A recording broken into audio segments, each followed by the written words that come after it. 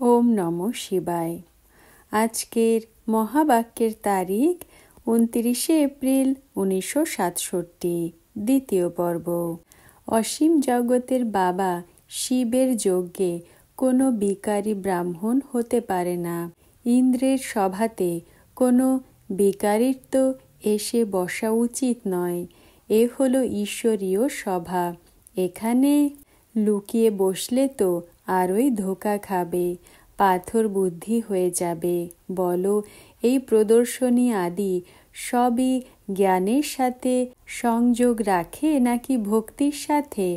কানে পুরো মন্ত্র দিয়ে দাও। শিব বাবা বলেন যে আমি পতিত পাবন এসেছি তোমাদের পাবন বানাতে। এখন পবিত্র হতে হবে, দৈবী গুণ ধারণ করতে হবে, বিকারকে ছাড়তে হবে। তোমরা শূদ্র ছিলে তো রাহুর গ্রহণ ছিল, এখন আবার বৃহস্পতির দশা বসেছে।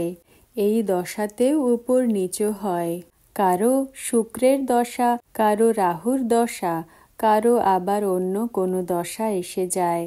মনুষ্য মাত্র সবাই স্মরণ করে, হে পতিত পাবন এসো, তো কেউই পাবন নেই, তাই না? বাবাও বলেন যে সাধু যাদের নাম তাদেরও আমি উদ্ধার করি। তারা তো দুর্গতি প্রাপ্ত করেছে, তারা কারো সদ্গতি কি করে করতে পারবে? কিন্তু অনেক অহংকার রয়েছে না। বাবা বলেন এই শাস্ত্র আদি হলো সব ভক্তি মার্গের খড়কুটো। এমন অনেক আসে, বুঝতে পারে যে কৃষ্ণ ভগবান নয়, শিব হলো ভগবান। নিজে বলেও যে আমরা গিয়ে নিজের ফলোয়ার্সদের বলবো, কিন্তু ভক্ত তো শিব ভগবানুবাজ মানবে না, বলবে এনার মতি ভ্রম হয়েছে। এত বাদশাহী ছেড়ে সে এখানে থোড়াই থাকবে। এখানে তো বলা হবে যে ঝাড়ু লাগাও, এটা করো, সেটা করো। সেখানে তো বড় আরামে থাকে, খায় দায়। কত সন্ন্যাসী সাধু রয়েছে ভারতে, তাদের ভারতের উপর কি কৃপা রয়েছে? কৃপা তো বাবা করেন, তাই না? ড্রামাতে পাঠ রয়েছে। বাবা বলেন আমার পাঠ রয়েছে ড্রামাতে। তোমরা বাচ্চাদের নরক থেকে স্বর্গের মালিক বানানো। এখন এ তো বুদ্ধিতে রয়েছে, তাই না? ঘোরো ফেরো, কিন্তু বুদ্ধিতে এটা রাখো যে আমাদের এখন ফেরত যেতে হবে। যোগ বলের দ্বারাই পাপ ভস্য হবে, তোমরা পবিত্র হয়ে যাবে। পিওরিটি তো ভালো, তাই না? ভারতেই পিওরিটি, পিস, প্রসপেরিটি সবই ছিল। এখন বাবা আবারও স্থাপন করছেন। তোমরা বাচ্চারাই আবারও নতুন ভারত স্বর্গের মালিক হবে, রাজত্ব করবে। আচ্ছা, রাত্রি ক্লাস 30শে এপ্রিল 1967। বাচ্চাদের তো ভালো ভালো অনুভব। এখন এটাই বলতে হবে যে আমরা কলিযুগী মনুষ্য থেকে সত্যযুগী দেবতা তৈরি হচ্ছি। বড় খুশির কথা হলো এটা। এই কথা তোমরা ছাড়া আর কেউই শোনাতে পারে না। কি করে হই সেটা বোঝানো উচিত। তোমরা অনুভব বলো যে কে আমাদের রাস্তা বলে দেয়। বাবার কাছে আবার প্রশ্ন করবে যে বাবা কি করে প্রবেশ করলো। তোমাদের অনুভব নিজেদের, এনার অনুভব আবার সব থেকে পৃথক। ব্রহ্মা বাবা বলবে যে বাবা প্রবেশ করেন, আর কি করে করেন, কবে করেছেন তা তো বলতে পারবে না। আন্দাজ শোনানো যেতে পারে যখন সাক্ষাৎকার হলো। এখন বুঝতে পারো যে উচ্চ থেকে উচ্চ হলো শিব, তিনি উচ্চ বানিয়েছেন। বাবা বলেন আমার জন্ম তো গায়ন করা হয় শিব জয়ন্তী, তার পরিবর্তে আবার কৃষ্ণ জয়ন্তীর গায়ন করে দিয়েছে। এখন বাচ্চারা বুঝতে পারে যে গীতার ভগবান তো হলেন তিনি, যিনি হলেন সবার ফাদার। কৃষ্ণ সবার ফাদার নয়। কৃষ্ণের চরিত্রের খেলা দেখায় না, শিবের চরিত্র কি দেখাবে? দেখাতে পারবে না। চরিত্র বাস্তবে তো প্রত্যেক আত্মারই হয়। নাটকে প্রত্যেকে নিজের নিজের চরিত্র বানায়। যে পাঠ প্রাপ্ত হয়েছে, তোমরা জানো শ্রীকৃষ্ণ সত্যযুগের প্রিন্স, ব্যাস, আর কোনো বিশেষতা নেই। পতিত পাবন তো পরমাত্মাকেই বলা হবে।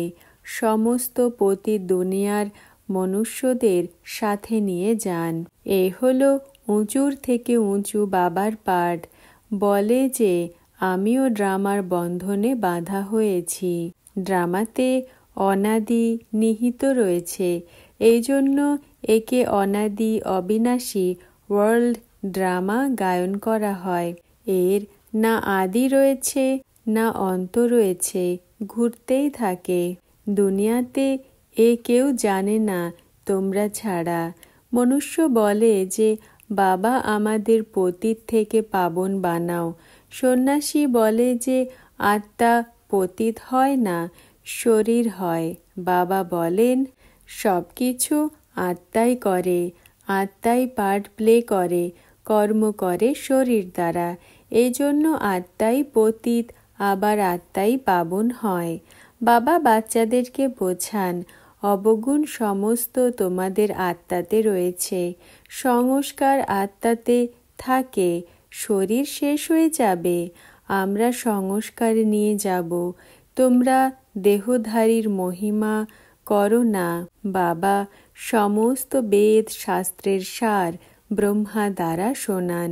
ব্রহ্মা বা বিষ্ণু বোঝায় না, ভগবান বসে বোঝান। ব্রহ্মা বিষ্ণুর নাভি কমল থেকে বের হয়নি। বিষ্ণুর রাজ্য ছিল বিষ্ণুপুরীতে। লক্ষ্মীনারায়ণের পেছনেও বিষ্ণু রাখে। তাদেরই এই দুই রূপ। বাচ্চারা জানে ইনি বিষ্ণুপুরীর রাজ্য কি করে নিয়েছে, আবার কি করে হারিয়েছে, আবারও নিতে চলেছেন। তোমরা শ্রীমতে আবারও নিজেদের দৈবী স্বরাজ্য স্থাপনা করছ। যত পুরুষার্থ করবে ততই 21 জন্মের জন্য জ্ঞান রত্ন দিয়ে ঝুলি ভরবে। এই এক এক জ্ঞান রত্ন লক্ষ টাকার। সেখানে ধনের গণনা হয় না, অগণিত হয়। পতি দুনিয়ার বিনাশ সামনে দাঁড়িয়ে রয়েছে। এই মহাভারত লড়াই হল বিনাশের চিহ্ন। এরপর স্বর্গের দরজা খোলে। সুখধামে তো হয় এক ধর্ম। বাচ্চাদের সার্ভিসের জন্য 12টা চিত্রের ক্যালেন্ডার বানানো হলে তো খুব ভালো হয়। সমস্ত রচয়িতা রচনার জ্ঞান তোমাদের কাছে হবে তো যে কাউকেই চলতে ফিরতে সহজে বোঝাতে পারবে। দিন প্রতিদিন সহজ হতে থাকবে। অনেক তাড়াতাড়ি ঝাড় বাড়তে থাকবে। তার জন্য যুক্তি রচনা করা হয়। বাবা বলেন তোমরা আমার কাছে এসেছ, তোমরাও পান্ডা, আমিও পান্ডা। ধর্ম স্থাপন করে থাকো, রাজধানীও স্থাপন করো। এই জন্যই রিলিজিও পলিটিক্যাল স্পিরিচুয়াল নলেজ গায়ন করা হয়। আত্মাকে এখন বড় বাবা স্পিরিচুয়াল ফাদারের থেকে বর্ষা নিতে হয়। তোমরা বাচ্চাদের হলো অনেক সুখ। এই জন্যই বাবা বলেন যে তোমাদের ধর্ম অনেক সুখ দিয়ে থাকে। পরবর্তীতে সবাই বুঝতে পারবে যে ঠিকই এখন বিনাশ হতে চলেছে। তোমরা বাচ্চারা তো নতুন রচনা রচিত করছো। এখন তো এখানে আরামে বসে রয়েছ। যখন ভিড় লাগবে তো নিচে থেকে নিয়ে কিউ লেগে যাবে। অনেক ভারী ভিড়ে পড়া থোড়াই করতে পারবে। ওই লাইফ ভালো না। তোমাদের মধ্যে তো এই সব যেন বড় বড় এপস। শাস্ত্রতেও ভগবান এপসের সেনা নিয়েছিল। বাচ্চারা জানে যে আমাদের বাবা ফুল বানাচ্ছেন। বাবা আমাদের বাবা টিচার, সদ্গুরুও। বাবা আমাদের পড়ান। মায়া অনেক শক্তিশালী ভগবান পড়ান বিশ্বের মালিক বানানোর জন্য, তাও মায়াও কম নয়। আচ্ছা, আজকের বরদান, এভার রেডি ভব। ব্যাখ্যা: অর্ডার করব যে 1 সেকেন্ডে সবাই এক রস স্থিতিতে স্থিত হয়ে যাও।